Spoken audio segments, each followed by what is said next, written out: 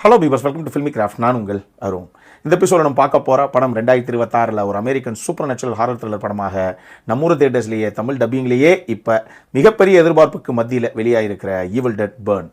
இந்த படத்துடைய கதை என்ன அப்படிங்கிறத விக்ஸ் மாதிரி சுற்றி சொல்லாமல் ஒரே லைனில் இப்படி சிம்பிளாக சொல்லணும் அப்படின்னா, வில்லியம் அப்படின்னு சொல்லி ஒரு நபர் படத்துடைய ஆரம்பத்தில் இறந்து போகிறாப்புல.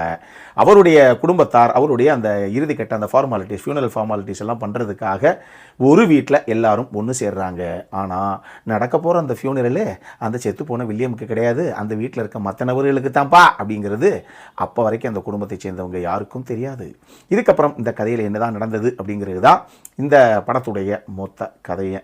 இந்த படத்தை பொறுத்தளவுக்கு ஃப்ளோரண்ட் பெனார்ட் அப்படிங்கிற நபரும் சரி, செபாஸ்டியன் வெனிசெக் அப்படிங்கிற நபரும் சரி, ரெண்டு பேரும் சேர்ந்து எழுதி இதை செபாஸ்டியன் வெனிசெக் தான் இயக்கியிருக்காப்புல. யார் இந்த செபாஸ்டியன் அப்படின்னு கேட்டிங்கன்னா, 2023 இன்ஃபெஸ்டட் அப்படின்னு சொல்லி இதே மாதிரி ஒரு வித்தியாசமான ஹாரர் த்ரில்லர் படத்தை கொடுத்த மனுஷன். வெறும் ஸ்பைடர்ஸை வச்சே ஒரு மனுஷன் இந்த அளவுக்கு மிரட்டி விடுவானா அப்படிங்கிற மாதிரி ஒரு சம்பவத்தை கொடுத்த படம் அது. நம்ம சேனலில் ஏற்கனவே விமர்சனம் பண்ணியிருக்கோம். அந்த படம் நம்மளே ஹைலி ரெக்கமெண்டட் கொடுத்த ஒரு படம். அந்த மாதிரி அட்டகாசமான ஒரு அட்டெம்ப்ட் அது. அவருடைய அடுத்த படமாக இந்த படம் வெளியாகிருக்கு. பொதுவாகவே இந்த ஈவில் டெட் அப்படின்னா அது ஒரு மாதிரி ஒரு ஃபீலை கொடுக்குற ஒரு படம்னு வச்சுக்கோங்களேன். எல்லாருக்குமே எங்க ஈவில் டெட்டாமே அப்படின்னு அந்த 1981 சாம் ரேமியோடைய அந்த ஈவில் டெட் ஃபர்ஸ்ட் பார்ட் வந்தது இல்லையா, அதை பேஸ் பண்ணி தான் அந்த பாட்டை எடுத்திருக்காங்க. ஆனால் அந்த படத்துக்கு ரசிகர்கள் மத்தியில் ஒரு மிகப்பெரிய வரவேற்பு எப்பயுமே இருக்குது. அன்னைக்கு இல்லை, இப்போ படம் ரிலீஸ் ஆகி 45-46 வருஷம் ஆனால் கூட இப்போ அந்த படத்தை போட்டால் கூட அந்த படத்துக்கான அந்த கெத்து குறையவே குறையாது. அந்த மாதிரி ஒரு சம்பவம் இது. இந்த படமும் மோரார்லெஸ் அப்படித்தான் நான் உங்களுக்கு சொல்லுவேன். இந்த படம் ஆக்சுவலி 2013 வெளியான ஈவில் டெட் படத்துக்கும் 2023 வெளியான ஈவில் டெட் ரைஸ் அப்படிங்கிற படத்துக்கும் ஸ்டாண்ட் அலோன் சீக்வலாக இப்போ ரிலீஸ் பண்ணியிருக்காங்க. இங்கேயே உங்களுக்கு பதில் கிடைச்சிருக்கும் அப்படின்னு நம்புகிறேன். ஏன்னா இதுக்கு முன்னாடி இருக்க படங்கள் தான் பார்த்துட்டு தான் இந்த பாகத்தை நீங்கள் பார்க்கணுமா இல்லை ஸ்டாண்டலோனாக பார்க்கணுமாங்கிற கேள்வியே வராது இல்லையா. இது ஸ்டாண்டலோன் சீக்வல் தான். இந்த படத்தை தனி படமாக ஸ்ட்ரெயிட்டுக்காக போய் கணத்தில் குதிக்கணும் அப்படின்னா குதிக்கலாம். அந்த மாதிரி ஒரு சம்பவம் தான். இதுக்கு முன்னாடி இருக்க கதையெல்லாம் பார்க்கணுங்கிற அவசியமெல்லாம் இல்லை. அதே மாதிரி இந்த ஈவில் டெட் ஃபிலிம் சீரிஸ் இருக்கு இல்லையா, இதில் 6வது இன்ஸ்டால்மெண்ட்டாக இந்த படத்தை ரிலீஸ் பண்ணியிருக்கு இந்த டீமு. சம்பவம்னா சம்பவம், இதுதான் சம்பவம் அப்படிங்கிற மாதிரி ஒரு சம்பவம். அந்த அளவுக்கு இந்த படம் எனக்கு பிடிச்சிருந்தது. ஆக்சுவலாக குளோபல் ரிலீஸுக்கு 10 நாளைக்கு முன்னாடியே ஒரு ஸ்பெஷல் ஷோ பிரசன்ட் மீடியாவுக்கு போட்டாங்க. அதில் பார்க்கக்கூடிய ஒரு வாய்ப்பு கிடைச்சது. என்ன ஒன்று, இந்த படத்தை எப்படியாவது சொல்லியே தீரணும் சார் அப்படின்னு நம்ம புரியாத முடிச்ச தருணத்தில் கூட இல்லை, நீங்கள் ரிலீஸ் அப்போ விமர்சனம் பண்ணால் போதும், அதுக்கு முன்னாடி விமர்சனம்லாம் பண்ணக்கூடாது அப்படின்னு சொல்லி நம்மளுடைய கைகளை கட்டி போட்டாங்க. நம்மளால் வழக்கம் போல் ஐயோ இப்படியாவது பாருங்கய்யா அப்படின்னு சொல்ல முடியாமல் போச்சு. அதனால் இவ்வளவு நாளாகவே அந்த படம் பார்த்தே 10 நாளைக்கு மேலே ஆயிடுச்சு. அட்டகாசமான ஒரு படம் நான் சொல்லுவேன். அதாவது இதனுடைய முதல் பாகம் நான் சொன்னேன் இல்லையா, 1981 சாம் ரேமி அடித்த அந்த ஈவில் டெட் இருக்கு பாருங்க, அதுக்கு ஈக்குவலான ஒரு சம்பவம் இது அப்படின்னு நான் சொல்லுவேன். இந்த ஈவில் டெட் ஃபிலிம் சீரியஸ்லேயே அதுக்கு அடுத்து செம்மையான தரமான சம்பவம் அப்படின்னா இதுதான். இது என்னுடைய பர்சனல் டேக்கு தெளிவாக சொல்லிட்டேன்.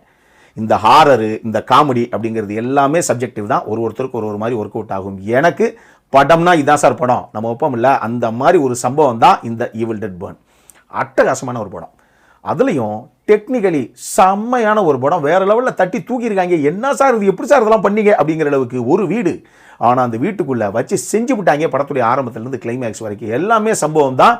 ஒரு சீனுமே அதுக்குள்ளே மேக்கிங்காக எப்படிங்க அதை நம்மளை இப்படி பண்ணாங்க, இது எப்படி கொண்டு வந்தாங்கிற ஆச்சரியப்படுத்துகிற ஒரு விஷயம் ஒன்று உள்ள கண்டிப்பாக இருக்கும். ஒன்றுமே இல்லை, இந்த படத்தில் ஒரு டைனிங் டேபிள் சீக்வன்ஸ் ஒன்று இருக்குது. அங்கே ஆரம்பிக்கும், அது வரைக்கும் படம் ஸ்லோவாக போகும். அந்த டைனிங் டேபிள் சீக்வன்ஸில் இருந்து கிளைமேக்ஸ் வரைக்கும் ஃபயர் தான், கிளைமேக்ஸ் வரைக்கும் ரத்தம் தான். சும்மா ஊற்றிருப்பாங்க பக்கெட்டாக. அந்த மாதிரி ஒரு சம்பவம். இதனால் தெளிவாக தெரிஞ்சுக்கோங்க, இந்த படம் ஸ்பூக்கி ஹாரர் அப்படின்னு நம்ம நம்பி போனால் கூட இது ஒரு பாடி ஹாரர், ஸ்லாஷர் ஹாரர் படம். சும்மா தெரிக்க விட்டுருக்காங்க, வெட்டி வீசியிருக்காங்க சரமாரியாக. எனக்கு அதனால தான் அந்த படம் ரொம்ப பிடிச்சிருந்தது. வழக்கம் போல் ஒரு ஸ்பூக்கி ஹாரராக ஐயோ கட்டிலேருந்து கை வருமோ, சோப்பாக்கிலேருந்து கால் வருமோ அப்படின்லாம் இல்லாமல் இந்த படத்தை எங்கேயுமே போங்கடிக்காமல் ஹானஸ்டாக இப்படித்தான் ஒரு பிளடி ஹாரர், ஒரு ஸ்லாஷர் படம் இருக்கும் அப்படின்னு காட்டியிருந்தாங்க. ஸ்க்ரீனில் பாருங்கள், பெரிய ஸ்க்ரீனில் மட்டும், தியேட்டர்ஸில் மட்டும் நீங்கள் பார்க்க வேண்டிய படம் இது. சும்மா எங்கேயாவது ஓடிடியில் வந்ததுக்கப்புறம் ஃபோன்லாம் பார்த்தோன்னு வச்சுக்கோங்களேன், அது எந்த இம்பாக்ட் கிடைக்கும்ல எனக்கு சத்தியமாக தெரியாது. தியேட்டர்ஸில் மட்டும் பார்க்க வேண்டிய ஒரு தரமான சம்பவம் இந்த படம். குறிப்பாக அப்பாவுக்கும் மகனுக்கும் இடையில் ஒரு தள்ளுமுள்ளு சீக்வன்ஸ் ஒன்று இருக்குது. மாமியாருக்கும் மருமகளுக்கும் இடையில் ஒரு தள்ளுமுள்ளு சீக்வன்ஸ் ஒன்று இருக்குது. ஆரம்பத்தில் மீன் பிடிக்கிறதுக்காக 2 பசங்க போவாங்க, அந்த சீக்வன்ஸாக இருக்கட்டும். குறிப்பாக ஒரு மிரர் ஷாட் ஒன்று இந்த படத்தில் இருக்குது. அது ட்ரெய்லர்லேயே அந்த ஷாட்டை லூஸ் பையில் வச்சு விட்டாங்க. ஆனால் அந்த சீக்வன்ஸை இவங்க எப்படி கன்சீவ் பண்ணாங்கிறது ட்ரெய்லரில் பார்க்கும்போது ஒன்றுமே உங்களுக்கு புரியாது. ஏதோ ஒரு கதாபாத்திரம் கண்ணாடியில் வந்து முட்டுது அப்படிங்கிற அளவோட அவ்வளோதான் கட் பண்ணியிருக்காங்க அவங்க. ஆனால் அந்த சீக்வன்ஸ் எங்கேருந்து எடுத்து கொண்டு வந்து அதை மிரர் ஷாட்டாக வெளியே விட்டு மிரட்டினாங்க அப்படிங்கிறது நீங்கள் படமாக ஸ்க்ரீனில் பாருங்கள். அது ஒரு பெரிய சீக்வன்ஸு.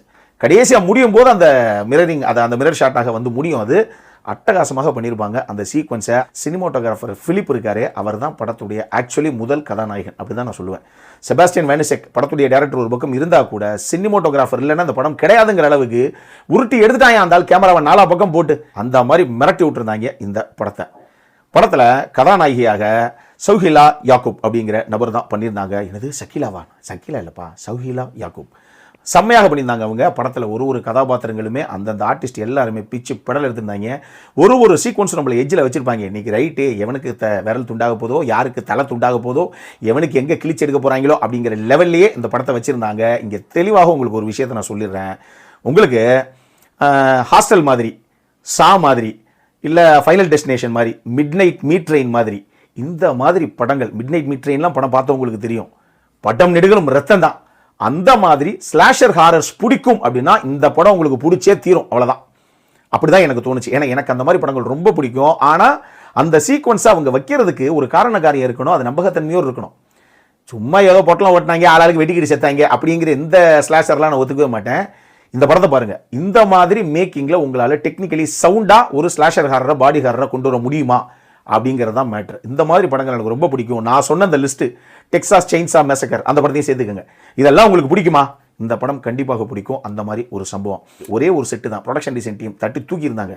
படத்துடைய சவுண்ட் டிசைன் ஒர்க்கு, மேக்கப்பு, பல இடங்களில் எது மேக்கப்பு எது எஸ்எஃப்எக்ஸ்னே நமக்கு புரியல. அந்த அளவுக்கு செதற விட்டுருந்தாங்க. மேக்கப் அட்டகாசமான மேக்கப். ட்ரெய்லர் பாருங்க, உங்களுக்கு அந்த ட்ரெய்லர்லேயே சார் இதை எதை மேக்கப்பில் அவங்க அச்சீவ் பண்ணியிருப்பாங்க, எதெல்லாம் விஎஃப்எக்ஸ் எஸ்எஃப்எக்ஸுக்கு போயிருப்பாங்க, சிஜிஐ ஒர்க்கு போயிருப்பாங்கிற கேள்வி உங்களுக்கு வரும். பட் இதில் பிரச்சனையே கிடையாதா அப்படின்னு கேட்டிங்கன்னா, ஆக்சுவலி படத்துடைய வெரி ஃபர்ஸ்ட் சீக்வன்ஸே ஸ்டன்னிங்காக பண்ணியிருந்தாங்க. ஃபிலிப் அப்சைட் டவுன் ஷாட்டாக ஒரு இடத்துல நிறுத்தி வச்சிருப்பாப்ல, அடி ஆரம்பத்தில் நொறுக்கிட்டாங்கப்பா அப்படிங்கிற மாதிரி இருந்தது.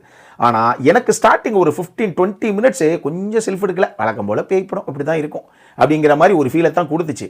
நான் சொன்னேன் பாருங்கள், அந்த டைனிங் டேபிள் சீக்வன்ஸு அங்கேருந்து செதற விட ஆரம்பித்தாங்க. படம் முடிகிற வரைக்கும் நமக்கு ப்ரீத் பண்ணுறதுக்கே டைம் கிடையாது. அந்த அளவுக்கு மூச்சு விடாமல் திணற அடிச்சிருக்காங்க படம் முழுக்க. அந்த மாதிரி ஒரு சம்பவம் இது. ஸோ அந்த ஆரம்பத்தில் ஒரு 15-20 நிமிஷம் என்னங்க அப்படி ஒன்றும் பெருசாக இல்லை அப்படிங்கிற ஒரு ஃபீல் உங்களுக்கும் வரலாம். ஏன்னா எனக்கு வந்துச்சு, என்ன பெருசாக இருக்குது அப்படிங்கிற மாதிரி ஆரம்பத்தில் அந்த ஃபீல் அந்த படம் கொடுத்தது. இது உங்களுக்கு வரலாம். அடல்காரனை பொறுத்தளவுக்கு செக்ஷுவலாக அப்படிங்கிறத விட நான் தான் சொன்னேன், இந்த படம் கண்டிப்பாக ஏ சர்டிஃபைடு. இப்போ ஒரு மாதம் தான் இருக்கும்னு நினைக்கிறேன். லீ கிரானின்ஸ் த மம்மின்னு சொல்லி ஒரு படம் ஒன்று வந்தது, ஞாபகம் இருக்குன்னு நினைக்கிறேன். அதை பார்த்தவங்களுக்குலாம் தெரியும். பயங்கரமான பாடிகாரராக, அது மம்மி கிடையாது, பாடிகாரராக ஒரு படத்தை எடுத்து வச்சுருந்தாங்க. நம்மளே தம்ப்நெயில்ல வச்சுருந்தோம், தயவு செஞ்சு சாப்பிடும்போது படத்தை பார்த்துறாதீங்க, ஆம்லெட் கன்ஃபார்ம் அப்படின்னு. அதெல்லாம் ஒரு படமே கிடையாது இது முன்னாடி. அந்த மாதிரி ஒரு சம்பவத்தை பண்ணி வச்சுருந்தாங்க. ஒரு சில இடங்கள் குரோதத்துடைய உச்சியாக, இன்னொரு பக்கம் எப்பா அப்படிங்கிற அளவுக்கு அருவருப்புடைய உச்சியாக, டிஸ்கஸ்டிங்காகவும் ஒரு சில காட்சிகளை வச்சுருந்தாங்க. அப்படி இருக்குது, நீங்கள் பாருங்கள், உங்களுக்கு தெரியும். இந்த படம் நம்ம ஊர் தேட்டர்ஸில் தமிழ் டப்பிங்லேயே வெளியாகிருக்கு. ஆனால் தமிழ் டப்பிங்கில் நான் பார்க்கல. ஏன்னா 10 நாளைக்கு முன்னாடி நான் பார்த்த வெர்ஷன் வந்து இங்கிலீஷே with English subtitles, original version தான் இங்கிலீஷ் சப்டைட்டில்ஸோடு அவைலபிளாக இருந்தது.